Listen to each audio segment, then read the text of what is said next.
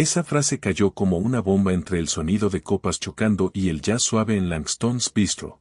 El hombre frente a mí se recostó en su silla, sonriendo como un zorro que ya se había llevado todas las gallinas. Brent, no sabía si quería golpearlo o agradecerle, pero no hice ninguna de las dos cosas. Lo miré directo a los ojos y dije, gracias por la honestidad. Ahora es toda tuya. Parpadeó. No lo esperaba. No esperaba calma. Eso fue lo que lo desarmó. A los dos. Valeria apareció detrás de él justo en ese momento, recién salida del baño, los tacones rojos sonando como disparos de advertencia sobre el mármol. Su vestido carmesí aún se movía como si no supiera que acababa de entrar en una guerra. Lo oyó. Mis últimas palabras. Vi cómo le golpeaban el rostro como un ladrillo a través de un vitral. Se quedó congelada. Sin sonrisa confiada esta vez. Solo esa expresión de sorpresa que aparece cuando los hilos de la marioneta se enredan. Entonces chasqueó los dedos frente a mi cara. Literalmente. ¿Qué demonios significa eso, Simon? Su voz cortó la tensión, aguda y teatral. Así me llamo. Simon Grant. Tengo 39 años. Arquitecto. Y hasta hace 20 minutos, un esposo leal. No me moví. No pestañeé. Quería ver su cara, sus ojos. ¿Culpa? ¿Miedo? ¿Algo humano? No. Solo molestia. Como si hubiera derramado vino sobre su vestido favorito. Ahora te vas a hacer la víctima, siseó, señalando a Brent como si fuera una lámpara. ¿Me seguiste? ¿Estás loco? ¿Seguirte? Me reí. Usaste mi tarjeta de crédito para hacer esta reserva, genio. Me puse de pie. Todos nos miraban ya, pero no me importó. Que miraran, que lo vieran todo. Esto se había estado cocinando por meses. Tal vez más. Su nombre es Valerie Grant. Solía ser la chica que usaba mi sudadera vieja de la universidad y veía películas de terror conmigo bajo una manta los días de lluvia. Esa versión de ella desapareció el otoño pasado. Lo que quedó fue más ruidoso, más frío, más cruel. Las bromas se convirtieron en burlas. El cariño desapareció como hojas secas. Los cumplidos se extinguieron. Solo quedaron críticas y desprecio. Al principio me culpé a mí. Culpa del trabajo, del estrés, de cualquier cosa menos la verdad. Hasta que lo vi. El maquillaje que no usaba antes. Las horas extrañas. La lencería que nunca me mostró. Las mentiras descaradas. Y luego, los recibos. Y lo peor, esa mirada vacía cada mañana, como si yo fuera solo ruido de fondo. De vuelta en la mesa, intentaba reír, como si nada. Vamos, amor, no exageres, Brent. No es nada. Solo una aventura. No significó nada. Él se rió con desprecio. Me dijiste que me amabas. Cállate, Brent, se giró hacia él como una llamarada. Prometiste no decir nada. Y ahí supe que era verdad. Sin negación. Sin excusas. Solo silencio. Le dijiste que lo amabas, dije despacio, con calma, como si leyera un certificado de defunción. Valeria parpadeó, los labios entreabiertos. No, o sea, no lo dije en serio. Has estado distante, Simon. Ni siquiera me miras, ¿qué se supone que debía hacer? Eso dolió. Cortó más profundo que todo lo demás. Pero no lo mostré. Me volví hacia Brent. Llévatela. ¿Qué? Exclamó Valerie. Dije, llévatela. Ahora es tuya. Terminé. Y lo decía en serio. Ella dio un paso adelante, la máscara de control resquebrajándose. ¿Tú crees que puedes votarme como si esto fuera una película? ¿Crees que eres el héroe? No, dije. Creo que por fin desperté. Y me fui. Hay un tipo extraño de silencio que sigue. No es paz. Es más como estática, zumbido invisible, pero constante. Eso fue lo que sentí al alejarme de Langston's Bistro aquella noche. Mi corazón no latía con fuerza. Estaba tranquilo, demasiado tranquilo. Como si hubiera saltado la parte del colapso y pasado directamente al modo supervivencia. No volví a casa. Conduje hasta la casa de mi hermano Marcus. Él siempre decía, si algún día necesitas desaparecer, mi sofá no pregunta. Ni siquiera llamé antes. Solo llegué, toqué la puerta y él me abrió en pantalones cortos y con un sándwich a medio comer en la mano. Me miró una vez y no preguntó nada. Solo se hizo a un lado. 2 horas después, estaba sentado en su cuarto de huéspedes, mal iluminado, con el zumbido de su viejo mini refrigerador como único sonido en la casa. Mi teléfono vibraba con notificaciones, 2 llamadas perdidas de Valerie, una de un número desconocido, probablemente Brent. No respondía ninguna. En su lugar, abrí mi portátil. No lo había planeado. Pero algo en mi interior no me dejaba en paz. Necesitaba saber si lo que pasó esa noche era un error pasajero o la punta de algo mucho más profundo. En mi bandeja de entrada había 3 correos electrónicos. Todos del mismo remitente, anonymous.tips. Sin asunto. Sin saludos. Solo bombas con sello de tiempo. El primer correo tenía fotos. Borrosas, de baja calidad, claramente tomadas con un móvil, pero inconfundibles. Ara Valerie, inclinada sobre el capó de un sedán negro, nuestro sedán, estacionado en nuestra entrada. Hora, 1:13 de la mañana. Llevaba el mismo vestido rojo. Y el hombre detrás de ella. No era Brent. Otra complexión. Otros tatuajes. Alguien completamente diferente. Contuve el aliento. No por sorpresa, ya lo sabía. Pero esto lo hacía real. El segundo correo era peor. Un video. Inestable, como si lo hubieran grabado detrás de una cerca o a través de una ventana. Voces apagadas. Gemidos. Risas. No presioné reproducir. No necesitaba hacerlo. El tercer correo fue un martillo directo al pecho. Un documento de Word adjunto. Sin título. Solo una lista. Fechas. Horarios. Lugares. Nombres. Algunos nombres no los reconocía, pero otros sí. Uno era mi compañero de trabajo. Otro era Charles, mi jefe. Mis dedos se congelaron sobre el trackpad. El documento terminaba con una línea más fría que cualquier imagen. A ella no le importas. Pensé que debía saberlo. Me quedé mirando esa lista como si fuera una lápida. Ira. Entumecimiento. Vergüenza. Giraban como nubes de tormenta dentro de mi pecho. Esto no era solo una traición. Era sabotaje. Valerie no solo engañó. Destruyó. Borró lo que fuimos. Me levanté demasiado rápido, tiré la silla y casi tropecé con mi bolso. Me temblaban las piernas, no por tristeza, por presión. Como una represa a punto de romperse. Entonces Marcus llamó a la puerta. ¿Estás bien, hermano? No respondí de inmediato. Solo lo miré. Su rostro cambió. Es por ella, ¿verdad? Asentí. Grave. Peor de lo que pensábamos. Entró, se sentó a mi lado. Le mostré el portátil. Ni se inmutó. Marcus había visto lo peor de la gente. Sirvió en 2 misiones. Volvió con ojos que detectaban peligro en la postura de una persona. Cerró la tapa. ¿Qué vas a hacer? Esa pregunta quedó flotando en el aire. No tenía un plan. Aún no.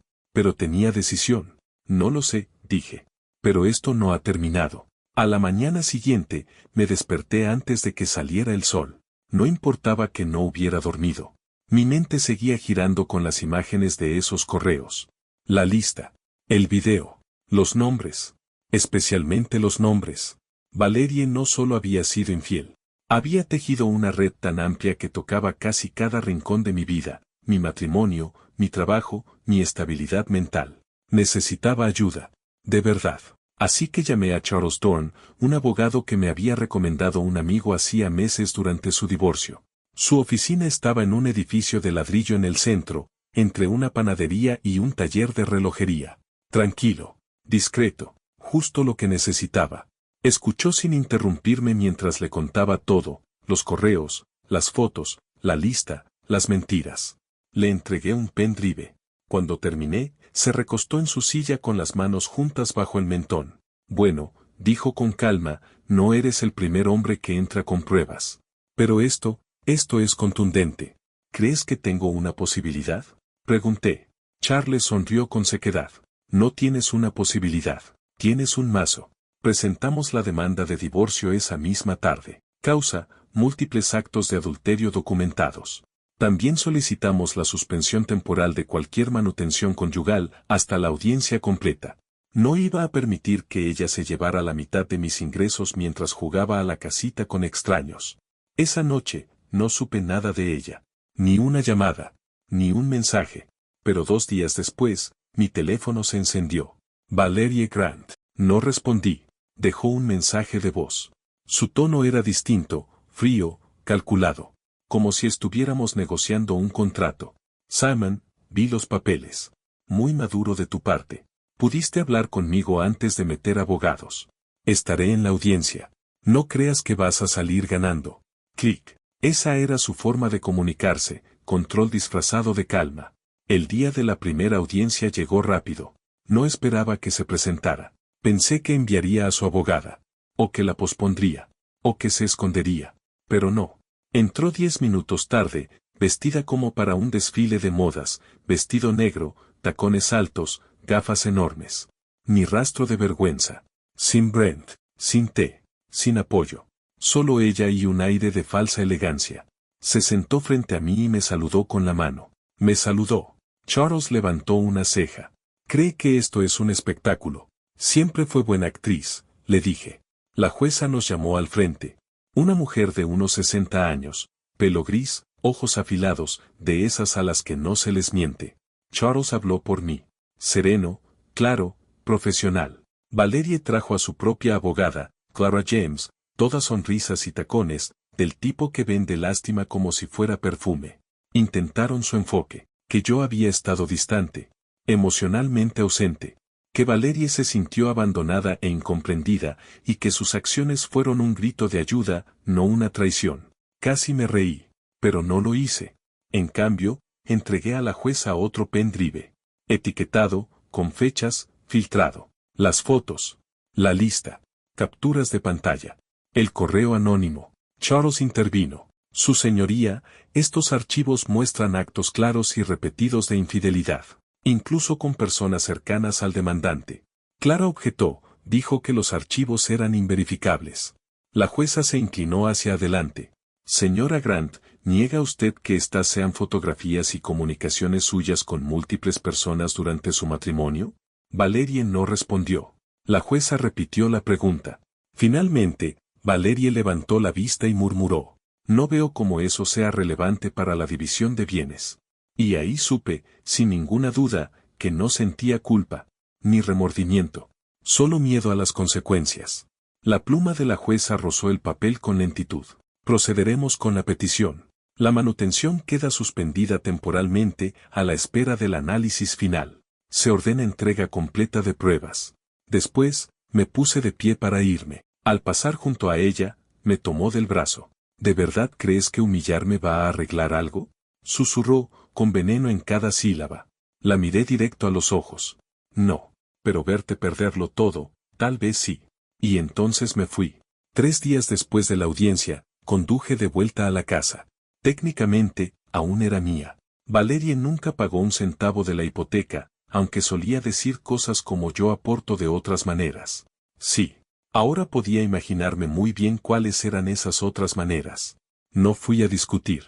Solo quería empacar mis cosas, ver qué había dejado atrás, y quizás recuperar algo de paz. La casa estaba hecha un desastre. Botellas de vino vacías en la encimera. Una vela cara todavía encendida en la esquina, como si no se hubiera dado cuenta de que el matrimonio se había derrumbado. Un sostén colgado del pasamanos.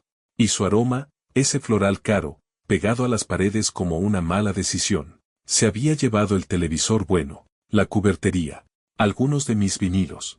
No por necesidad, por despecho. Pero lo que no se llevó fue una vieja caja de zapatos escondida bajo una tabla floja en el armario. Algo que había olvidado por completo, hasta que pisé justo donde crujía. La levanté, esperando encontrar solo polvo y papeles viejos. Pero dentro había un teléfono desechable, pequeño, barato, de plástico negro. Lo había comprado años atrás para un proyecto de obra en Detroit, para mantener las llamadas de trabajo separadas. Nunca lo tiré, solo lo escondí y lo olvidé. Lo conecté por curiosidad. Se encendió después de unos minutos. 23 mensajes sin leer, todos del mismo número. Nombre guardado. T. No lo reconocí. Pero el primer mensaje fue un puñetazo en el estómago. Extraño tu boca hoy, Angelito. El siguiente. Sigo pensando en el sábado. ¿Estuviste salvaje? ¿Me mandas una foto? Y luego, ¿libre este fin de semana? Mi esposa cree que estoy en una conferencia. Hagamos temblar las paredes otra vez. Sentí un nudo en el estómago. No era Brent, no era nadie que conociera. Era otro más. Otro hombre. Otra aventura. Y esta vez, Valerie era la otra mujer. Seguí leyendo. Capturas de pantalla. Selfies.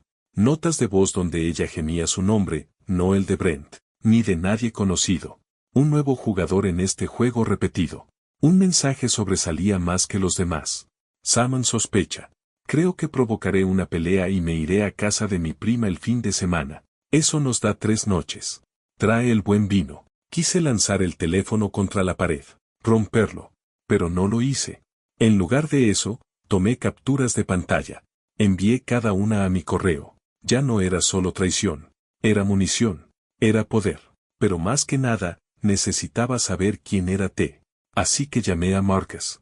Respondió al primer tono. Encontré algo, dije. ¿Malo? Peor. Necesito tu ayuda. Tecnología. Rastrear un número. Tráelo. Marcus había estado en el ejército. Había visto cosas. Conocía gente que podía rastrear una señal sin despeinarse. Esa noche, estábamos en su garaje, portátiles abiertos, cables por todas partes, mientras trabajaba con el contacto. No tardó mucho. 20 minutos después, levantó la vista. Se llama Dylan Mercer. Dueño de una cadena de gimnasios en la ciudad. Casado. 2 hijos. Abrió un perfil de Instagram. Ahí estaba. Dylan entrenando a niños. Posando con su familia. Sonriendo como un hombre sin secretos. Apreté la mandíbula. ¿Valerie se acostaba con un padre de familia casado? Marcus asintió. Todo indica que sí.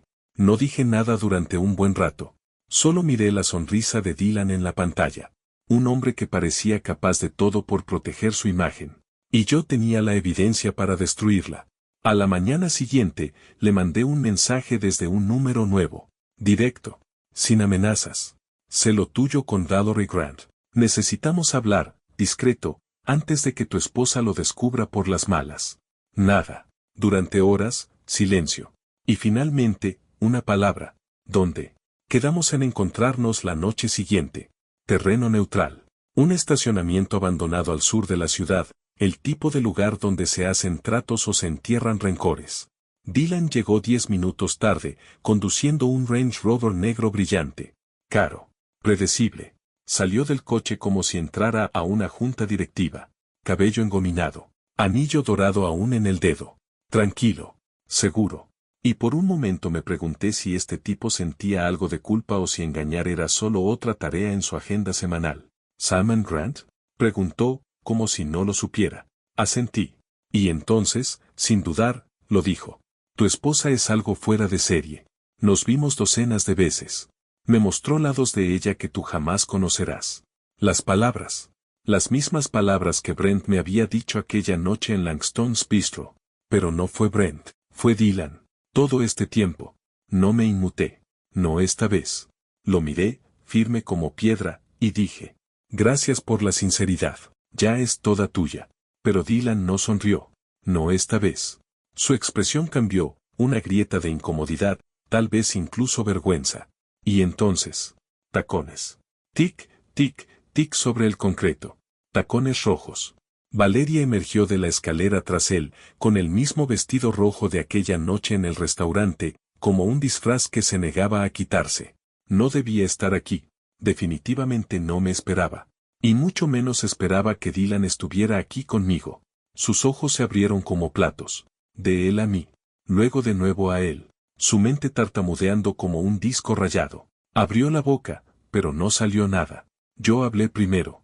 Esto, dije, señalando entre los dos, esto es cierre. Rió. Seca. Nerviosa. ¿Qué hiciste, Salmon? ¿Esto es una sesión de terapia en un estacionamiento? Yo no lo invité, dije, señalando a Dylan. Él vino por su cuenta. Parece que necesitábamos aclarar ciertas verdades. Ella se giró hacia él. ¿Por qué estás hablando con él?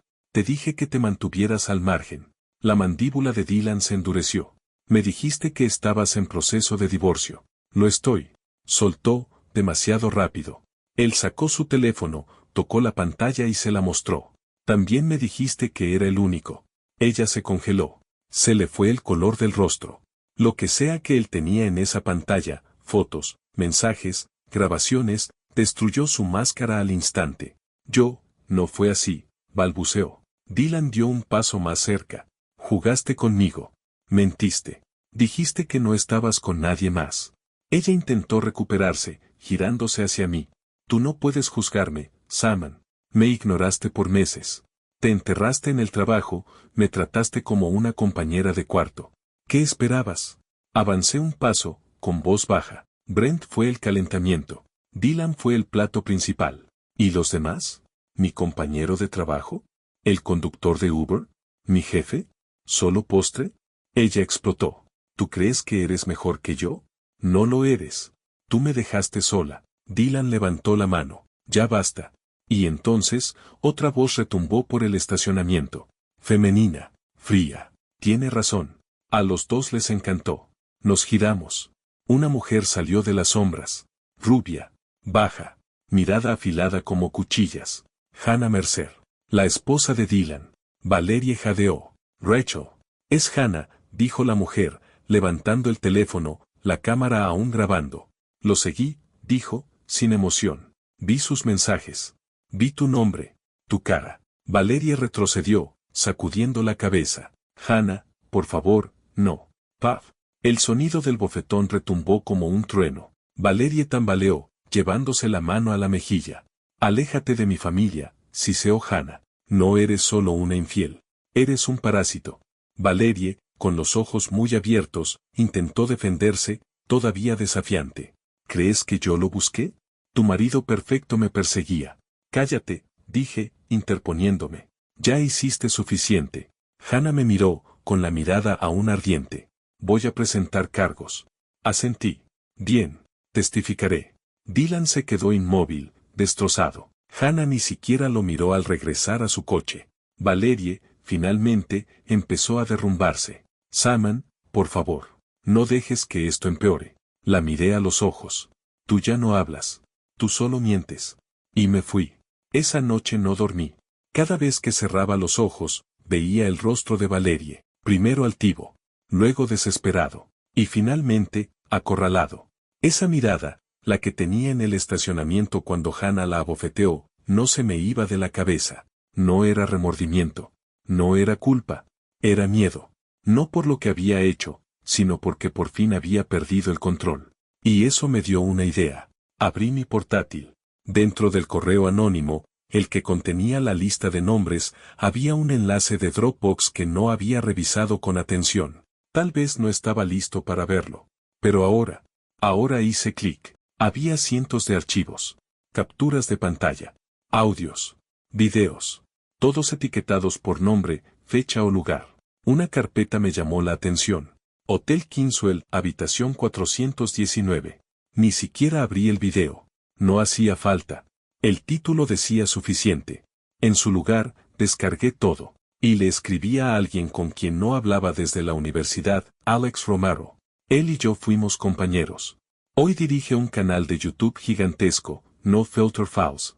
Se dedica a exponer estafadores, influencers falsos, empresarios corruptos, y también infieles. Su lema: no cancelamos personas. Solo mostramos la verdad. En voz alta, le envié un mensaje. ¿Quieres una historia real? Tengo grabaciones, nombres, fechas y una red de mentiras que destruyó 5 vidas. Protege mi identidad. Todo lo demás es tuyo. Respondió en 5 minutos. Llámame. Hablamos durante 2 horas. Le di el resumen, la traición de Valerie, la lista de aventuras, el caso judicial, el enfrentamiento en el estacionamiento, la bofetada, el teléfono desechable. Al principio pensó que estaba exagerando. Entonces le envié el enlace de Dropbox. Silencio. 15 minutos después, dijo: esto es una locura, ¿estás seguro de que quieres hacerlo público? Asentí, aunque no podía verme. Su nombre permanece. El mío no. ¿Trato? Trato.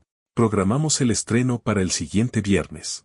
Necesitaba tiempo para editar rostros, revisar riesgos legales y dar contexto.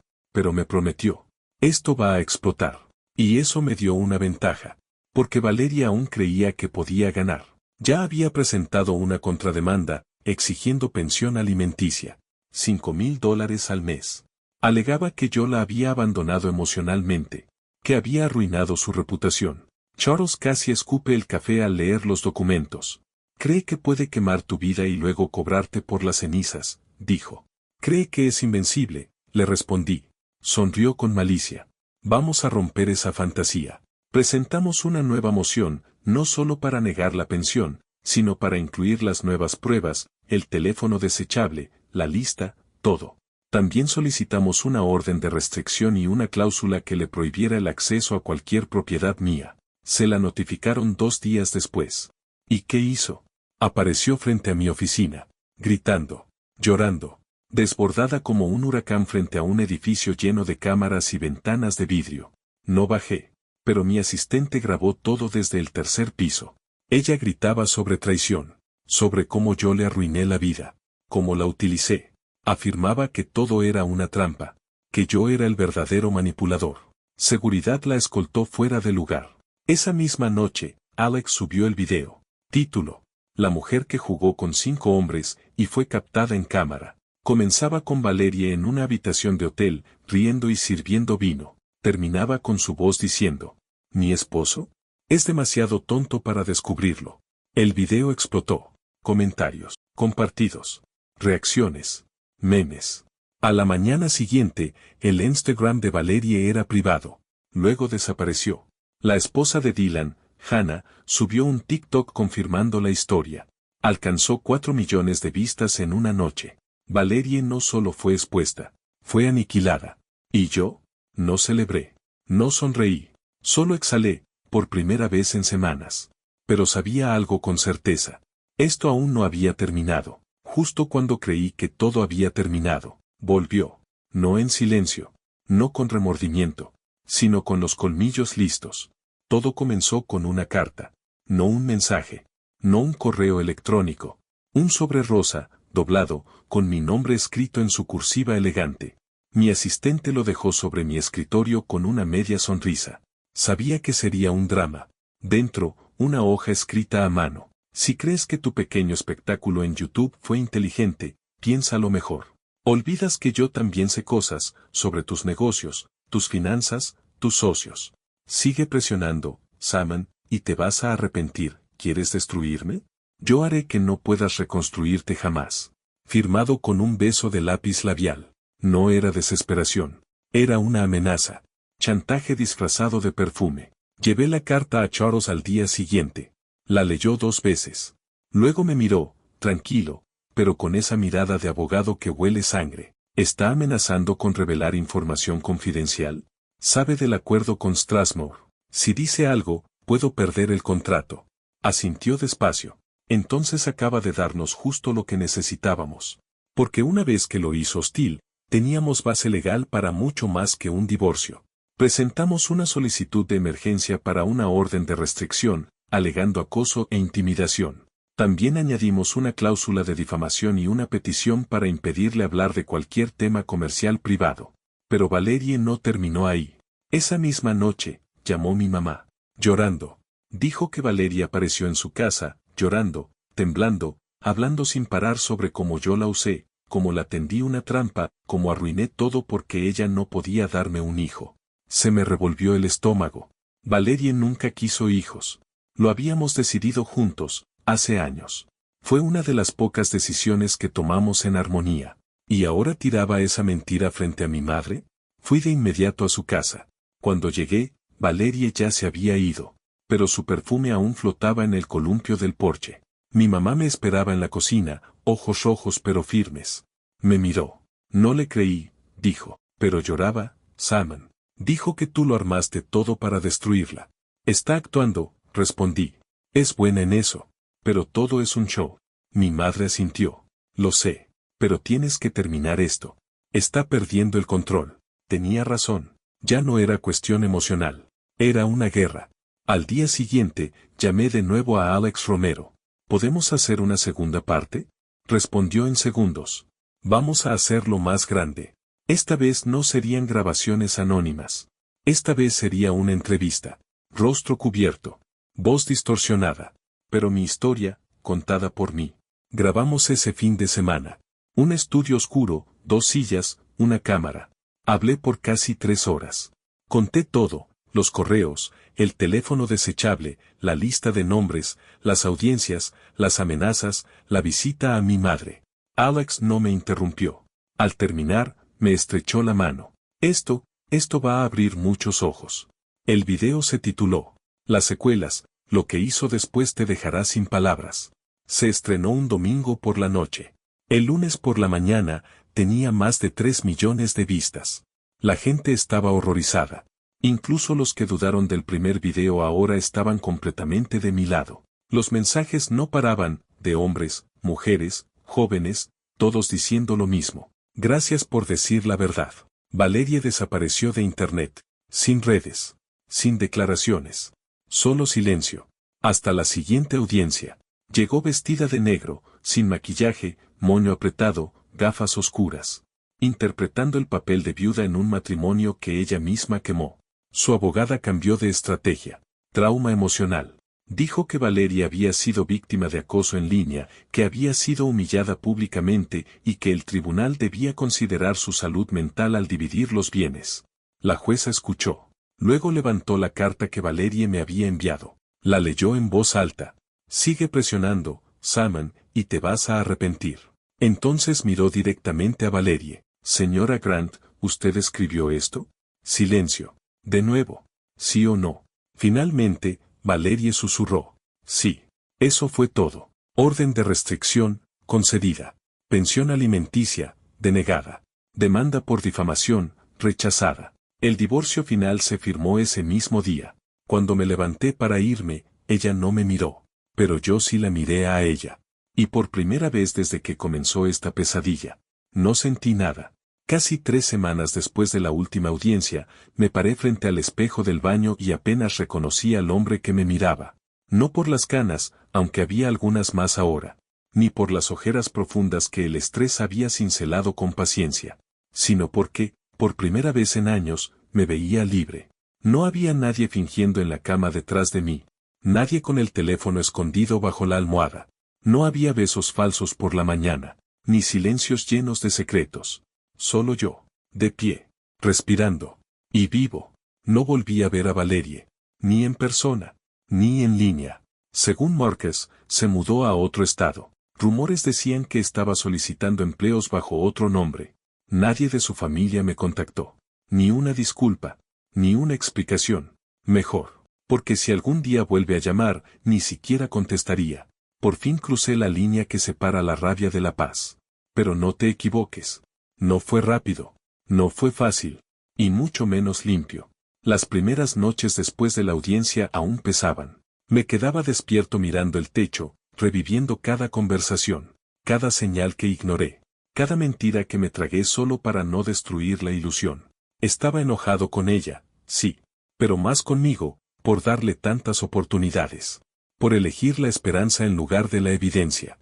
Por confundir manipulación con amor. No dejaba de recordar ese momento en el estacionamiento, cuando Dylan me miró y dijo, tu esposa es algo fuera de serie, y como, en ese momento, lo odié por decirlo, pero ahora entendía que me hizo un favor. Me dijo la verdad, cruda, dura, pero necesaria, porque hasta ese momento, una parte de mí aún quería creer que había algo que salvar, que quizás solo habíamos perdido la chispa o tomado caminos distintos. Pero la verdad era otra. Valerie no cambió, solo se quitó la máscara, y cuando vi lo que había debajo, me fui. Ese momento lo cambió todo, y cuando dije ahora es toda tuya, lo decía en serio, ya no era mía, no la mujer con la que me casé, no la chica que usaba mi sudadera y bailaba descalza en la cocina. Esa versión de ella murió mucho antes que nuestro matrimonio. Lo único que quedaba era una sombra con tacones rojos y una sonrisa venenosa, pero yo sobreviví. Más que eso, me reconstruí. La entrevista con Alex se volvió viral, más de 20 millones de vistas en el primer mes. La gente reconocía mi voz distorsionada, mi rostro borroso. No necesitaban nombres. La historia hablaba por sí sola, y no la conté por venganza. La conté porque hombres como yo, los callados, los leales, siempre nos dicen que nos callemos, que aguantemos, que seamos hombres. Ya no. Miles de mensajes llegaron. Historias. Gratitud, empatía. Hombres diciendo, pensé que era el único. Mujeres diciendo, gracias por no dejar que ella contara la historia a su manera. Y adolescentes, sí, adolescentes, que escribían cosas como, ahora sé qué evitar. Eso me tocó diferente. Porque quizás, si alguien me hubiera contado esto cuando era más joven, me habría alejado antes. O tal vez nunca habría caído en la trampa. Pero hay algo sobre el dolor. Solo ganas si lo escondes. Hoy me levanto en una casa que construí. En una cama que pagué. En una vida donde nadie finge quererme. Trabajo. Duermo. A veces como en silencio. Pero es un silencio en paz, no de sospecha. No de frialdad. Salgo más con Marcus. Nos reímos como antes. Risas reales. Sin tensión. Reconecté con amigos que había descuidado persiguiendo la ilusión de una mujer que dejó de amarme mucho antes de decirlo en voz alta. Y a veces, me río. Risas reales. De esas que no llevan veneno por dentro. Que nacen en el estómago y suben sin culpa. ¿Creo en el amor otra vez? Honestamente, tal vez. Pero la próxima vez, no elegiré encanto por encima de carácter. No ignoraré banderas rojas porque vengan perfumadas. No confundiré caos con pasión. La próxima vez, si es que hay una, será real. Si aún estás leyendo esto, si has llegado hasta el final, pasando por la traición, el caos, el juicio, la exposición pública, entonces déjame decirte algo. No conté mi historia por lástima. No la conté por atención, ni por venganza, ni por drama. La conté porque hay personas, tal vez tú, que están pasando por lo mismo. Personas a las que les mienten mientras preparan la cena. A quienes les son infieles mientras pagan las cuentas. Personas que confunden toxicidad con amor porque las mentiras vienen envueltas en rutina. Y necesito que sepas esto. No estás loco. No eres débil. Y no estás solo. Porque yo fui esa persona. Fui el que ignoró las señales. El que puso excusas. El que intentó reparar algo que nunca estuvo completo. Confié en alguien que solo estaba actuando un papel. Y cuando todo se vino abajo, no grité. No rompí cosas. No quemé puentes. Me fui. No porque fuera fuerte. Sino porque, a veces, el acto más valiente es dejar de intentar arreglar a alguien que eligió romperse. Valerie seguirá con su vida. Encontrará nuevas personas a quienes manipular. Tal vez cambie de nombre. Tal vez reescriba su historia. Ese ya no es mi problema. Déjala. Porque la persona que soy ahora, después de ella, por fin la reconozco. Por fin confío en mí. Me despierto sin mentiras en la habitación. Me acuesto sin dudas en el pecho. Vivo cada día sin preguntarme si el amor es real o solo una actuación. Y si tú estás en el lugar donde yo estuve, atrapado en la confusión, con ese dolor sordo que te dice que algo no está bien, déjame decirte esto con claridad. No necesitas una disculpa para soltar. No necesitas que te lo admitan. No necesitas atraparlos con las manos en la masa. Tú ya lo sabes. Lo sientes en los huesos. Y eso basta. Aléjate. No porque ellos no te merecen, sino porque tú mereces paz. Mereces mañana sin ansiedad. Noches sin revisar su celular mientras duermen. Mereces una risa que no venga con una segunda intención. Mereces un amor que no te haga dudar de tu valor. Créeme, yo caminé entre las llamas. Y salí limpio.